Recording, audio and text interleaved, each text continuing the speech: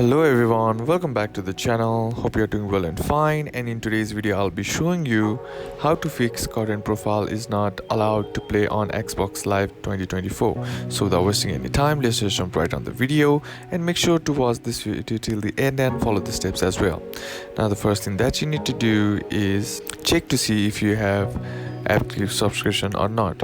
The active subscription must be a Live Gold or Ultimate subscription.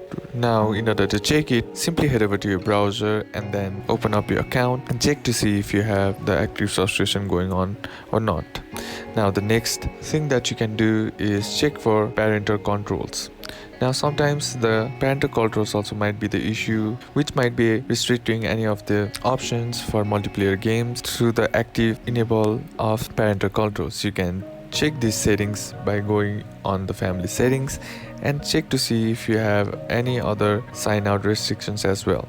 Now the next thing is check to see if you have temporary or permanent restrictions from Xbox. Now you can check it by simply going on the notifications, and then simply in order to solve this issue, all you got to do is just clear your saved data, which might be causing the issue that you are facing. And lastly, what you can do is just simply reset your console by going on through settings, then on your account, then on your profiles, then on manage profiles, and then tap on delete profile and then select the option that says keep data and remove everything, and which lets you reset the device and start as new. So these are a couple of options that you can do to fix your current profile.